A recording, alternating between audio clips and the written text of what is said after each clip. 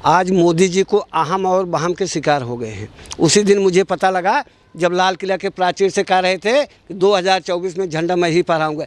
मैं प्रधानमंत्री जी को बताना चाहता हूं, भारत एक लोकतांत्रिक देश है। प्रधानमंत्री वही बनता है जिसके पास सांसद दल की संख्या ज़्यादा होती है, बहुमत दल का नेता होता है। मोदी जी ने देश की साख जो है कमज़ोर कर दिया है, देश की स्थिति जो है बिगाड़ के रख दिया है। एक एक बात से आप सुनते चलिए। यही मोदी जी बोले थे, सब कहते हैं 2 करोड़ नौकरियाँ के, नौकरियाँ की बात छोड़ दो। आज भारत में जो है नौकरियाँ के, रेलवे विभाग का, डाक विभाग का, राजस्व विभाग का, आप देख लीजिए कितने पद रिक्त पड़े हुए हैं। उनका सृजन आज तक नहीं किया जा सका इस सरकार से। चाहे वो पुलिस विभाग का मामला हो, चाहे राजस्व का हो, चाहे रेलवे का हो, चाहे डाक विभाग का हो, या केंद्रीय मामले हों नौकरियों के। आज बच्चे पढ़े लिखे, रोजगार पड़े हैं। एक उम्मीद थी मोदी जी से, मोदी जी देश का स्वर्णिम भविष्य लाएंगे, भविष्य होंगे, लोगों का उज्जवल भविष्य होगा, लेकिन सब गर्त करके रख दिया। आज स्थिति ये ला दिए हैं, हमारे देश की पूरी दुनिया में बदनामी हो रही है कि देश की आबादी विश्व की सबसे ज़्यादा हो गई। यहाँ की जनता इतनी भूखमरी हो गई है। 80 करोड़ लोगों को राशन दिया जा रहा है, जिसका व्यय आता है 2000 करोड़ रुपए।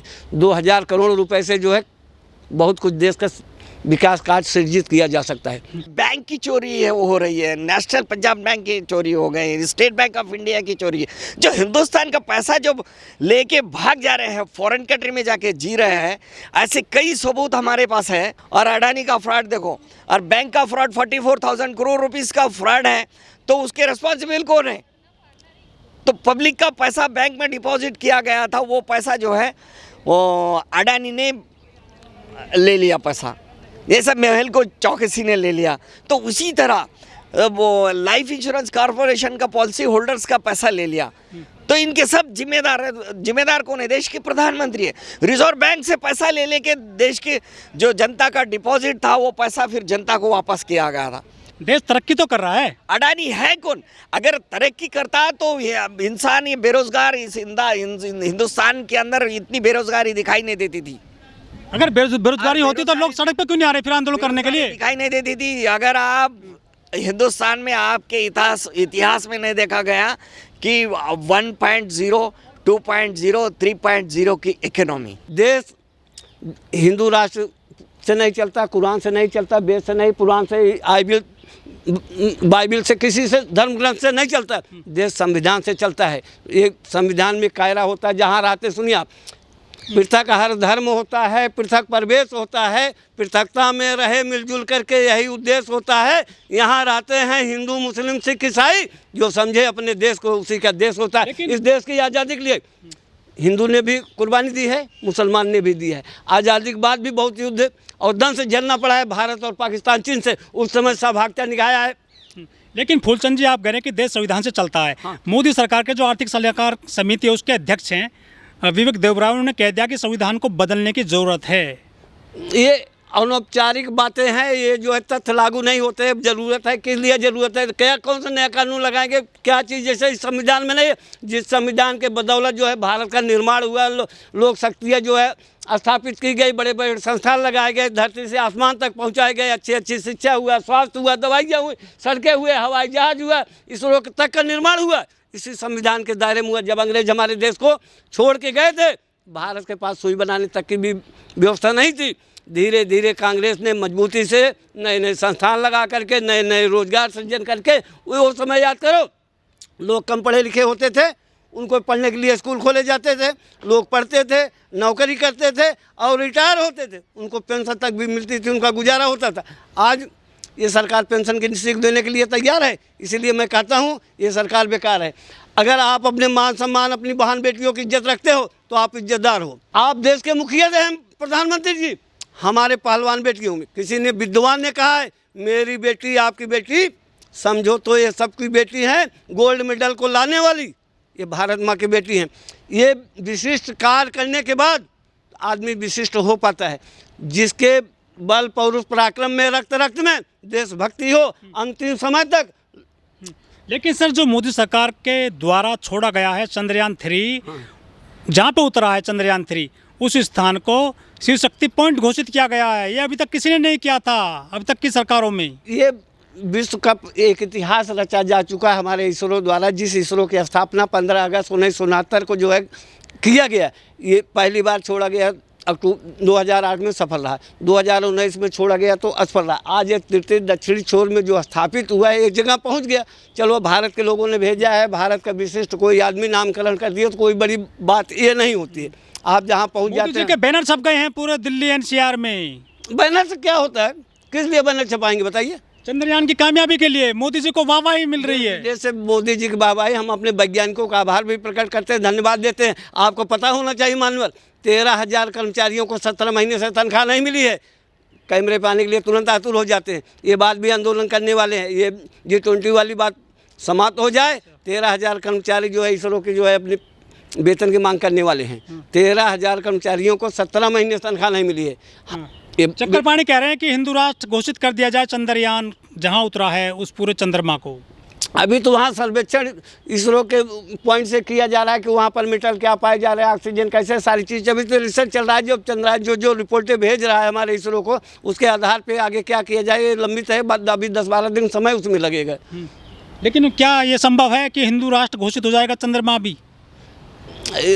शब्दों से तो हिंदू ही है चंद्रमा, शब्दों से ही पता चलता है कि वो हिंदू है चंद्रमा। लेकिन हम शब्दों की गर्मियाँ बनी रहे, भाव सरलता का बना रहे, अंतर्राष्ट्रीय मुद्दे को राष्ट्रीय मुद्दा न बनाया जाए। चाँद आपका तो जो आप तो चंद्रमा को हिंदू कहते हैं, पाकिस्तान वाले क्या कहेंगे, अफगानिस्तान वाले क्या कहेंगे, बांग्लादेश वाले क्या कहेंगे, अमेरिका क्या कहेगा और रूस क्या कहेगा?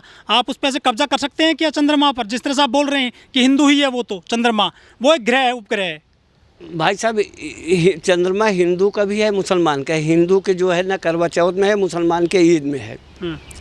चंद्रमा मेरे कहने का आशा यही हो। मुस्लिम कहते हैं वो हमारा चांद है। भैया मैं आपको बता दूं, ये चाँद तेरा क्या कहना है, तू करवा चौथ में भी है और मुसलमानों के ईद में भी है।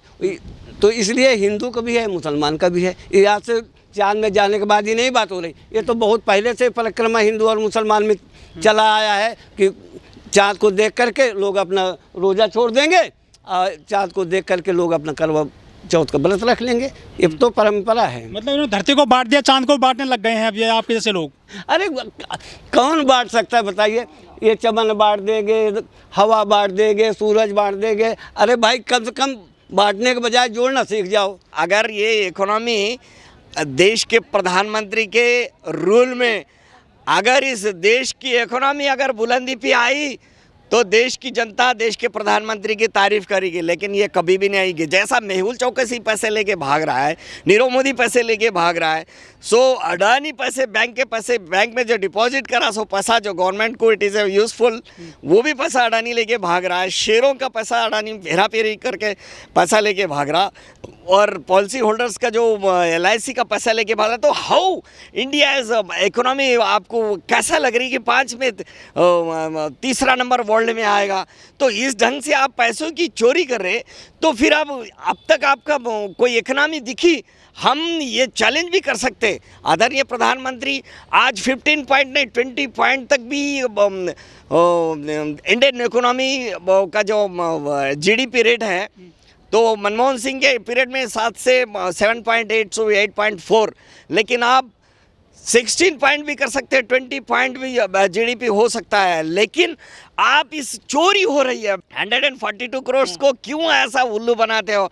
5 ट्रिलियन की economy it is going to reach, बोले आप लाल किले से, आप बोले 5 trillion it is going to reach. Already 2 trillion अपने पास हो गई है, 3 ट्रिलियन विथ इन बिफोर 2024 में 5 ट्रिलियन रीच हो जा रही है। We are reaching 5 trillion. तो इमीडिएटली कोविड-19 आया, आपकी इकोनॉमी 0.3 पे आके खड़ी। तो ऐसा कभी भी देश के जनता को किसी तरह आप झूठ बोलते जा रहे हैं। और कोविड-19 में बोले सेकंड वेव में देश 17 साल पीछे जा चुका है, अभी देश की इकोनॉमी आगे आना मुश्किल है। फिर बोले कि देश के कोविड-19 पीरियड में अपना जितना भी उत्पन्न हो रहा है फसल वगैरह, लोग तो खा नहीं रहे, कोविड-19 घर के अंदर पैक होके है, तो वो कंटेमिनेशन हो चुका है। तो वो जो कंप्लीट थिंग्स हम एक्सपोर्ट कर चुके हैं, इस ढंग से बोले तो एक्सपोर्ट करे तो फिर बैंक में पैसा तो आना है ना, इकोनॉमी तो अपनी ऊपर जाना ना, तो वो भी नहीं बताया। कोविड-19 पीरियड में तो वो इकोनॉमी तो कम्प्लीटली कंडम हो चुकी है। लेकिन अब वो वन नेशन वन इलेक्शन की जो है उन्होंने शुरू कर दी है कार्रवाई। देखिए सर, 50 साल रहेगी सरकार बीजेपी की। वन नेशन वन इलेक्शन, ये जो है हिंदुस्तान के 42 करोड़ लोगों का ध्यान भटकाने की कोशिश कर रहे हैं, लेकिन इनके 10 साल के सफरिंग में देश की जनता कभी भी उस दिमाग से आपका जो वीकनेस, आपका जो आपके पीरियड में जो देश की जनता जो पश्चाताप कर रही है, इतना बेरोजगारी को सहन कर रही है, no business, no economic, no wealth they are going to achieve, ये सब कभी भी देश की जनता आपके रोल को भूल नहीं सकती। Completely 10 years you are totally failure है।